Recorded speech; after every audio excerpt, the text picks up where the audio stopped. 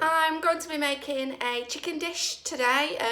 Chicken is something you always want to cook with. It's a predominant meat that we tend to use within school.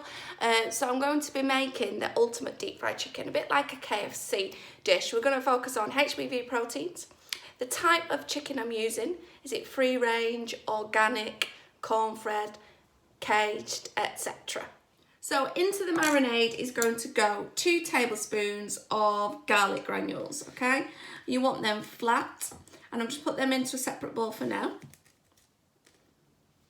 I want 2 tablespoons of paprika as well. Paprika is like a smoky taste that you would have. So these are all flavour enhancers and aromatics, okay? So these are the things that give your KFC the flavour it has. Now KFC has 11 spices in it, 11 spices and herbs, that's what they're famous for. We're not going to use as many as that, okay, because I'm trying to use ones that I think you may have in the cupboard as much as possible, okay. So 2 tablespoons of that are going into there, and give them a mix round.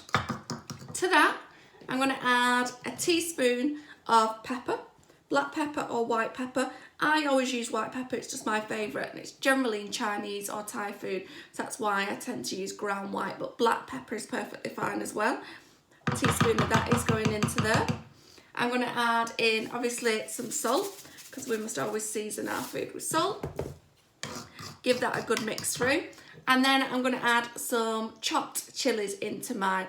If you don't use chopped chilies, you can use chili powder, and that's 1 teaspoon. So I've added all the spices that are going into my spice mix. A recap: pepper, garlic granules, paprika, salt and chili. That's going in. Now, we want to transfer our milk, full fat milk, so it becomes a buttermilk. That's when you often see fried chicken, buttermilk fried chicken. So to do that, we're going to add some cider vinegar, or it can be white wine vinegar, or ideally cider where possible. I'm going to add a teaspoon of that. That's going to make the milk slightly curdle, like buttermilk is.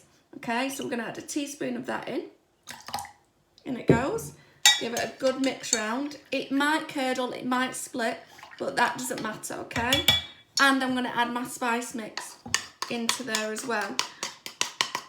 And this is making our spicy buttermilk marinade for our chicken, okay?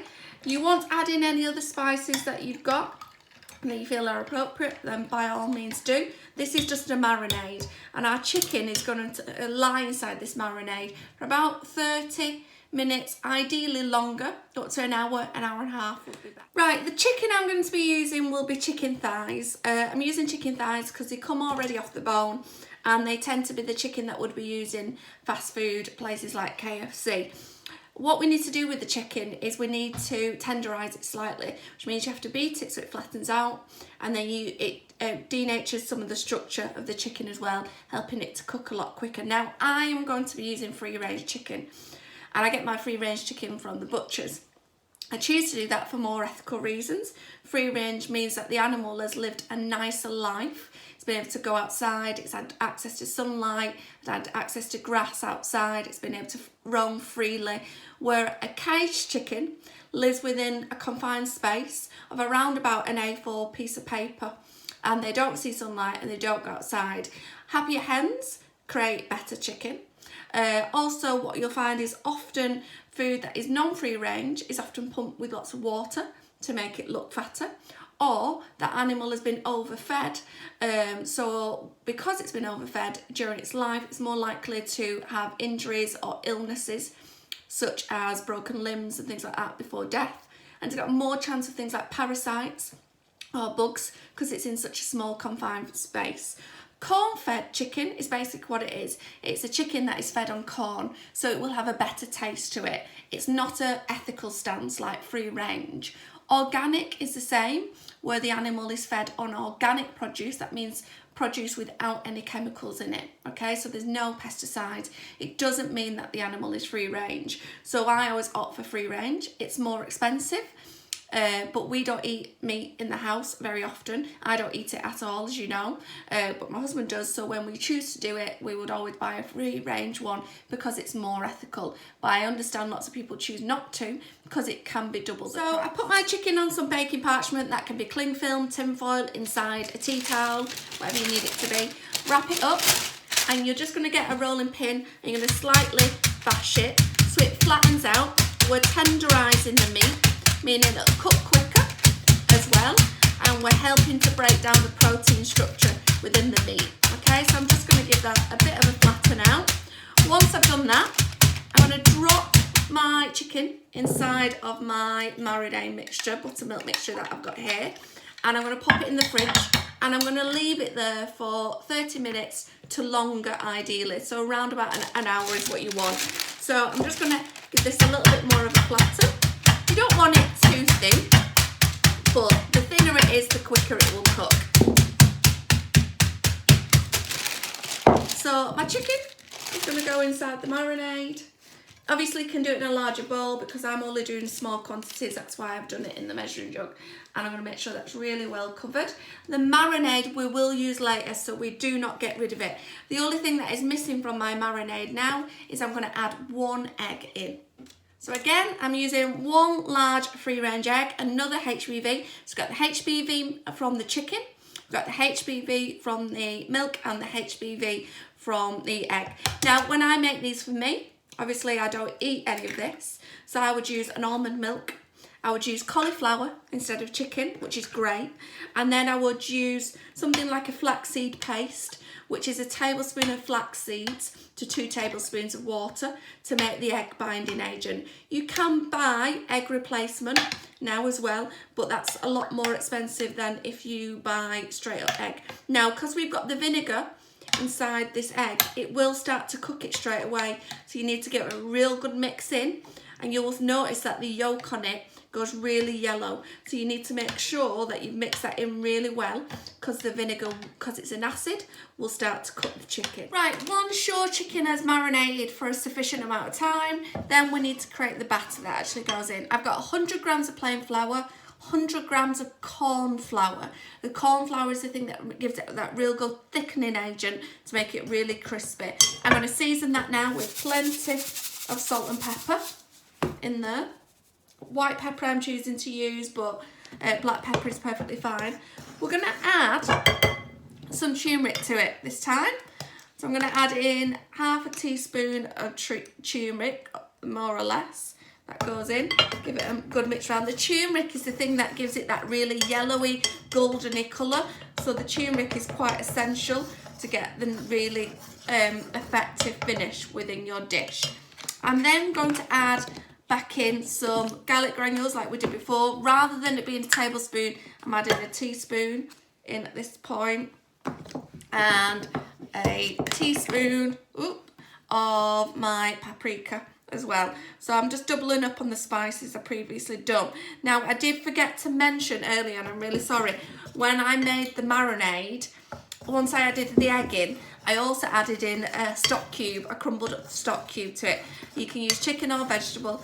If you forget to do that, it's not the end of the world. It just adds some more seasoning to it. So all I'm going to do now is I'm going to get my chicken out of the marinade, try and get off as much of the excess as possible. I drop it into the batter, completely coat it. You want to press it down so it really well covers. Then it's going to go back into the buttermilk and then back into the flour again. I'm just going to chop this piece down so it's slightly smaller, so it's not in the way. So I've just chopped my chicken down, so now I'm going to put it back into the buttermilk. So we're doing 2 lots of coating back into the flour so it's really well coated, and then put that to one side or on a plate ready for when you come to deep fat fry it. So same thing again with the other piece, into the marinade, into the flour, making sure it's really well coated so that you get that really good crisp on your fried chicken afterwards. Obviously we've been touching fried chicken, raw chicken, sorry, not fried, raw chicken, so make sure you wash your hands after you've stopped touching the ingredients. Right, once you've marinated and covered all your chicken in the batter, you need to put a pan of oil on. You've got to be really, really careful when you're doing this. You're going to fill your pan about halfway with oil, okay? We're looking at convection and conduction. They're the 2 forms of heat transfer we're doing here. So we want to apply heat through the oil and through the pan. So I'm waiting for my oil to get really nice and hot. I leave it on for about 2-3 minutes, and then I put a little piece of bread in there. If it goes crispy, the bread, the oil is ready to use, okay? So I'm going to put my first piece of chicken in really, really carefully, and I just want it to go below the oil. It's going to stay inside the oil for about 6 minutes. If you're fortunate enough to have a food probe at home to test the chicken on the inside, great. But 6 minutes in boiling hot oil on a good piece of chicken should be fine. If you've got a larger piece of chicken, obviously it's going to need double the amount of time, but be aware that it can over brown if you do so. So I'm going to leave them in there for about 3 minutes. I take it out, turn it over and pop it back in for another 3 minutes. So that's fried for the first 3 minutes. You can take it out, you can see that it's going really crispy. I'm going to very gently turn it over inside the pan. Be really careful at this point, because you don't want that hot oil to fall in at a point, and then leave it for another 3 minutes. Right, once your fried chicken is cooked for your 6 minutes, very, very carefully, I'm going to take it out, and I've got a plate with some kitchen roll on, and I'm just going to place it onto the kitchen roll to absorb some of the fat and some of the oil, and then I can put my next pieces of chicken in. Now what I do with these pieces of chicken to keep them warm is I just pop them inside the oven on a warm temperature, around about 100 degrees. So it's not cooking them, it's just keeping them warm while you do the next. Right, and here's my final ultimate deep fried chicken. Okay, you can serve it with rice on a wrap. I'm going to make a katsu sauce in my next video if you're interested in that as well. But it's really crispy. It's got that wonderful coating that you associate with a KFC. And if it was me, I'd swap it for something like cauliflower. Hope you get the chance to do it and hope you enjoy it.